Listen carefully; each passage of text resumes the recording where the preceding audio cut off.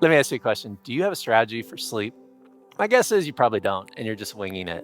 So, on this episode, I want to talk about some very important tips and strategies for you to rock your sleeping patterns, for you to wake up in the morning rested, replenished, and ready to live your best life.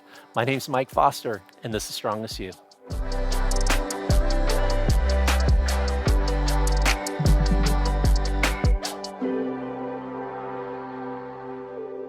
So I think there's a lot of habits that are helpful in our lives to help build a strong life. But there's one habit that I have focused on diligently over the past few years that has completely revolutionized my life. And that's making sleep a priority. It has changed everything. It has changed everything so much that I am so freaking committed to it. I am so on it every single day. I have made it a priority because it has impacted my life in such a significant way. I guess for many of us, and maybe for you right now, sleep is impacting your life, but not in a positive way. It's the lack of sleep, and it's causing a lot of issues, grogginess, edginess. You just don't feel like yourself. And so, when we're building our strongest selves, we really have to start with sleep. So, let's just start with the benefits of sleep. Number one, sleep clears out damaged cells and toxins in the body. When you're sleeping in bed, getting a good night's rest, it's sort of like your body sends in a street sweeper and it just starts cleaning up all the damaged pieces of your cells and things in your body. It just helps you heal. You know, anytime you're exercising, sleep is really important to let your muscles heal. It's just an important piece of the restoration process.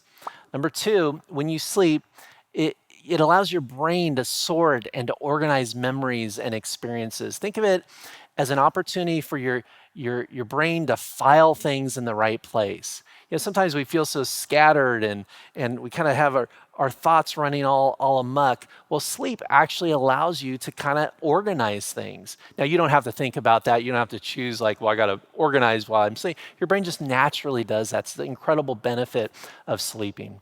Number three, sleep health is linked to mental health and mental wellness and immunity.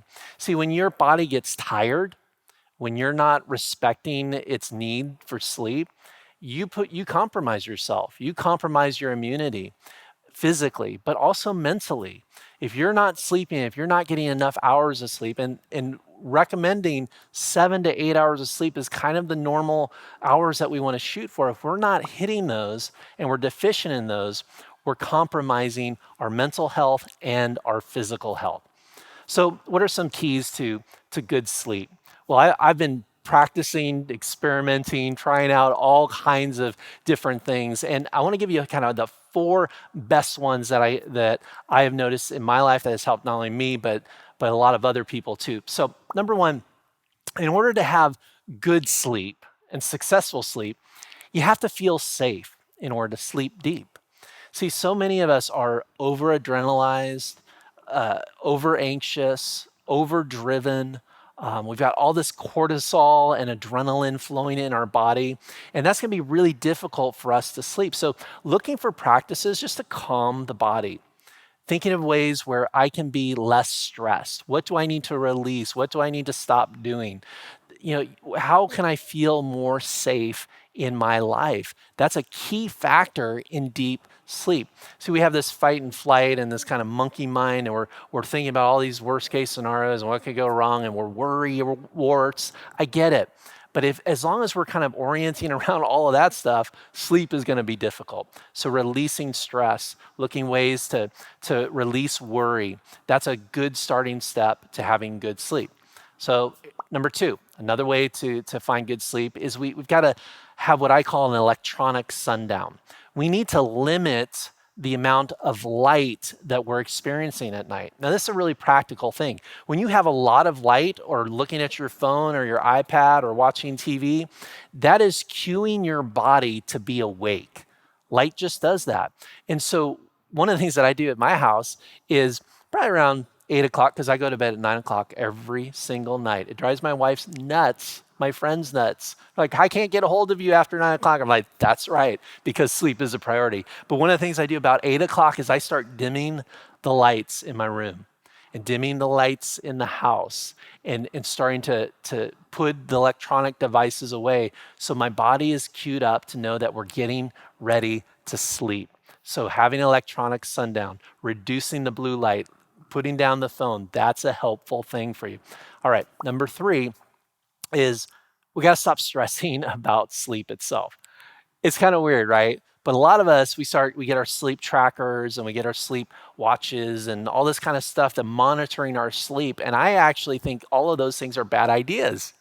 I think it's better just to understand that, hey, if you're in bed, you're laying down, you're doing your best, you're putting some practices into place, that's a good place to start. Don't stress if for some reason you wake up naturally at 2 o'clock in the morning. By the way, that's a very normal part of the sleep pattern, is to wake up after about 3 to 4 hours of sleep.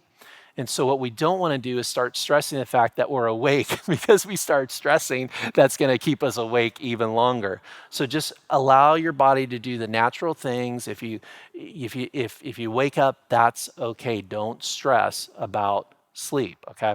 And then the 4th thing, build a rhythm.